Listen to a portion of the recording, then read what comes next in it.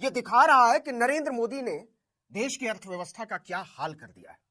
इसको और सीधे शब्दों में कहें तो मोदी ने देश को कैसे रसातल में पहुंचा दिया है। 1996 के बाद पहली बार लगातार 5 महीने गिरा है बाजार, और गिरा नहीं है, धराशायी हो चुका है। एक ही दिन में 7.5 लाख करोड़ रुपए डूब गए निवेशकों के। लेकिन यह केवल अर्थव्यवस्था को ही बर्बाद कर देने का मामला नहीं है, विदेश नीति को भी चौपट कर देने का मामला है, आंतरिक सुरक्षा को भी चौपट कर देने का मामला है।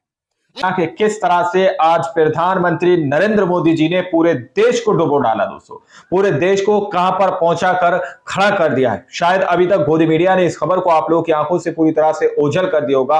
हमारे साथ वरिष्ठ पत्रकार मौजूद हैं नवीन कुमार, उनकी रिपोर्ट मैं आप लोगों के सामने रखूंगा कि आज हमारे देश की क्या स्थिति हो रही है और अप्रैल के अंदर हमारे देश के साथ क्या होने जा रहा है। ये सारी खबरों को देश के नागरिकों से छुपाया जा रहा है। दोस्तों, आप पहले इस रिपोर्ट को देखिए।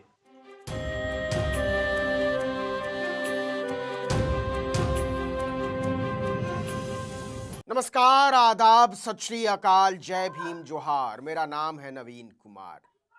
ये ग्राफ देख रहे हैं आप, ये दिखा रहा है कि नरेंद्र मोदी ने देश की अर्थव्यवस्था का क्या हाल कर दिया है। क्या हाल कर दिया है। और सीधे शब्दों में कहें तो मोदी ने देश को कैसे रसातल में पहुंचा दिया है। 1996 के बाद पहली बार लगातार 5 महीने गिरा है बाजार, और गिरा नहीं है, धराशायी हो चुका है। एक ही दिन में 7.5 लाख करोड़ रुपए डूब गए निवेशकों के। एक ही दिन में। केवल अर्थव्यवस्था को ही बर्बाद कर देने का मामला नहीं है, विदेश नीति को भी चौपट कर देने का मामला है, आंतरिक सुरक्षा को भी चौपट कर देने का मामला है। आइए इस वीडियो में इन अंतर संबंधों को समझने की कोशिश करते हैं, लेकिन इसके पहले क्रोनोलॉजी को एक लाइन में समझ लीजिए, बस एक लाइन। मोदी जी की कृपा से स्टॉक मार्केट और गिरेगा, रुपए के मुकाबले डॉलर और चढ़ेगा, और मीडिया नफरत और बढ़ाएगा। इस बात की केवल कल्पना ही की जा सकती है कि मोदी के यार डोनाल्ड ट्रंप अप्रैल में जब नया टैरिफ लागू करेंगे तो भारतीय अर्थव्यवस्था की हालत क्या होगी। बताइए। देखिए कि अक्टूबर 2024 से क्या हालत होगी भारत की अर्थव्यवस्था की, इकोनॉमी का क्या होगा। यह 5 महीने में 12% गिर चुका है। पिछले 28 साल में ऐसा पहली बार हुआ है। इससे पहले 1996 में जुलाई से लेकर नवंबर के महीने के बीच बाजार में लगातार 5 महीने गिरावट दर्ज की गई थी। इन 5 महीनों में बाजार 16% गिर चुका है। पिछले 28 साल में ऐसा पहली बार हुआ है। इससे पहले 1996 में जुलाई से लेकर नवंबर महीने के बीच बाजार में लगातार 5 महीने गिरावट दर्ज की गई थी। इन 5 महीनों के दौरान निफ्टी 50 इंडेक्स 26% गिरा था। लेकिन अभी तो मोदी जी ने अमेरिका और चीन को पानी पिला रखा है ना। बेंजामिन नेतन्याहू से लेकर जेलेंस्की तक हाथ जोड़े खड़े रहते हैं मोदी जी के सामने। वैसे भी जनता की जमीनी हालत से तो मोदी को कभी लेना देना रहा नहीं। मोदी से लेकर निर्मला सीतारमण और अमित शाह तक भुखमरी के हर आंकड़े के सामने बाजार की उछाल ही चमकाते रहे। लेकिन अब उस बाजार ने भी अपने दीवानों को बर्बाद कर डाला है। जरा समझिए कि पिछले 5 महीनों में निवेशकों का कैसे दिवाला निकल गया है। देखिए कि 30 सितंबर 2024 को बॉम्बे स्टॉक एक्सचेंज यानी बीएसई पर लिस्टेड कंपनियों का मार्केट कैप यानी कुल बाजार मूल्य 474 लाख करोड़ रुपए था। 474 लाख करोड़ रुपए, 384 लाख करोड़ रुपए रह गया। यानी 5 महीनों में निवेशकों की दौलत 90 लाख करोड़ रुपए घट गई। औसतन 60,000 करोड़ रोज कम। यह है भारत की तरक्की की रफ्तार, the great Indian growth story. तो ऐसा क्या हो रहा है कि बाजार लुढ़कता जा रहा है।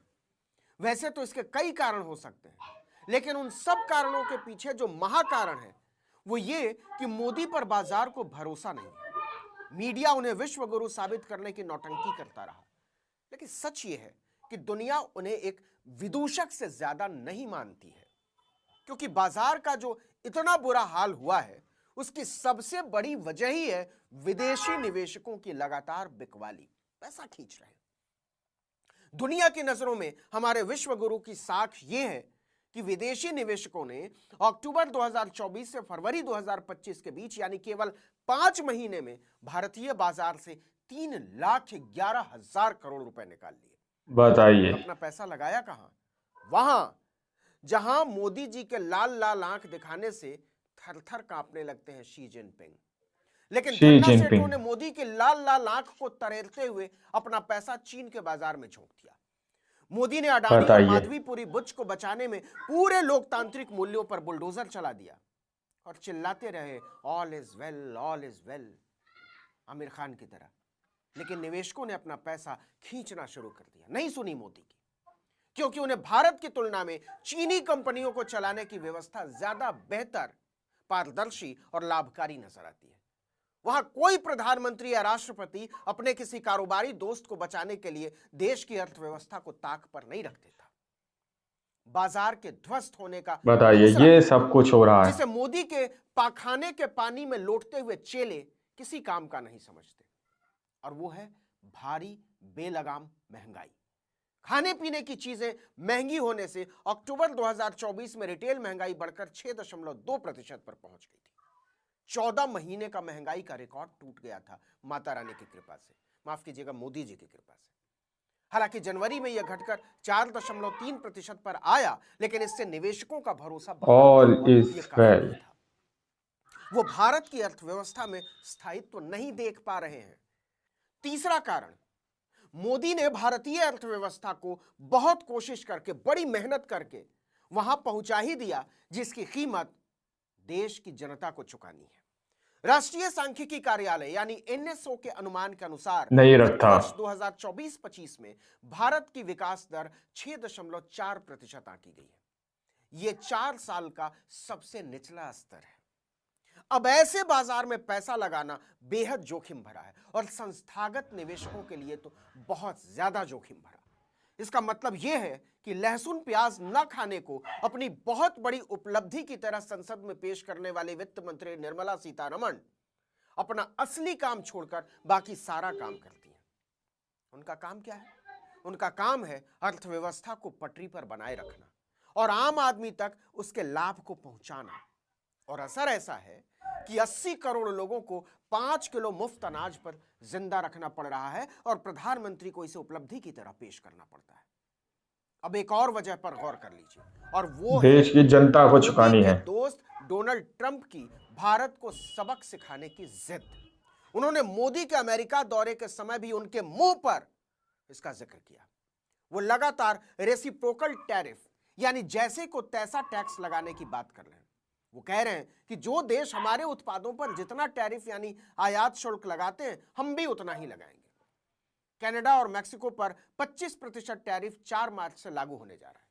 भारत का नंबर अप्रैल में आना है। डोनाल्ड ट्रंप की इस धमकी से बाजार में अनिश्चितता है, भूचाल असली है। काम छोड़कर सारा काम करते निवेशकों हैं। को लग रहा है कि विश्व गुरु मोदी की ऐसी साख नहीं है कि वो ट्रंप के सामने अपने देश के हितों की बात कर पाए।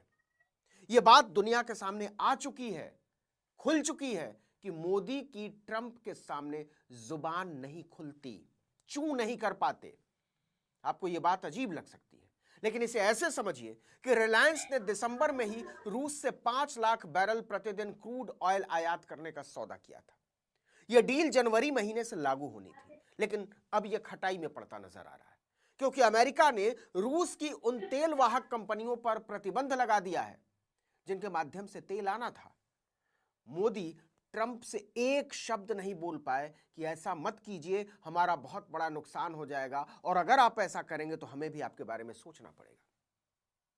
वो जानते हैं कि अगर वो बोल भी देते तो ट्रंप उनकी खिल्ली उड़ाकर निकल जाते। सच ये है कि मोदी ने विदेश मंत्री की कुर्सी के लिए एस जयशंकर जैसा नाकारा नगीना देश के हितों की बात कर पाए, सवाल उठा पाए, उनसे पूछ पाए ट्रंप न से। केवल बार बार नाक कटाई है, बेइज्जती कराई है, बल्कि उसे बताइए। अस्तित्व में आने के बाद पहली बार बांग्लादेश और पाकिस्तान के बीच व्यापार शुरू हुआ और एस जयशंकर टिपिर टिपिर टापते रह गए, जबकि बांग्लादेश का पूरा वजूद ही पाकिस्तान के विरोध पर खड़ा है। नेपाल में चीन का बढ़ता असर और श्रीलंका से भारत के साथ कारोबारी रिश्तों को एक एक करके ठंडे बस्ते में डालते जाना दिखाता है कि भारत के विश्व गुरु को जब नेपाल और श्रीलंका के लोग नहीं सुनते तो अमेरिका की जाने ही दीजिए। फोटो क्लिक करवाने के लिए पीठ पर थपकी मार देने से कोई विश्व गुरु बन जाता तो देश का ये हाल ही क्यों होता।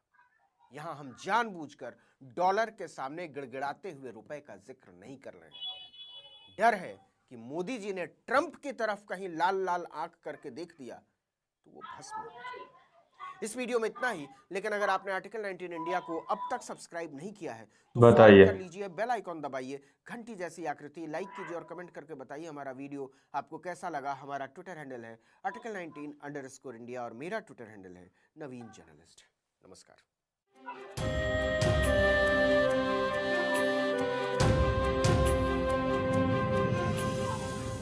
दोस्तों आप लोगों ने इस वीडियो को शुरू से आखिर तक देखा। वीडियो के अंदर साफ तौर पर स्टार्टिंग में मैंने जो कहा कि प्रधानमंत्री नरेंद्र मोदी जी ने क्या देश को डुबो दिया है, यह सवाल पूछा जा रहा है। जिस तरह से नवीन कुमार सीधे तौर पर कह रहे हैं कि मोदी जी ने देश को डुबो दिया, क्या वाकई में मोदी जी ने देश को डुबो दिया है या फिर सच्चाई कुछ और ही है? जिस तरह से इस वक्त दोस्तों शेयर मार्केट के अंदर भूचाल देखने को मिल रहा है, जिस तरह से देश की अर्थव्यवस्था पर सवाल खड़े किए जा रहे हैं, जिस तरह से अमेरिका सीधे तौर पर हमारे देश पर टैरिफ लगाने की बात कर रहा है, 100% टैरिफ लगाने की बात कर रहा है दोस्तों, लेकिन प्रधानमंत्री नरेंद्र मोदी जी अपने दोस्त डोनाल्ड ट्रंप से चूं तक नहीं कर पाए। नवीन कुमार ने इस वीडियो के अंदर बताया है।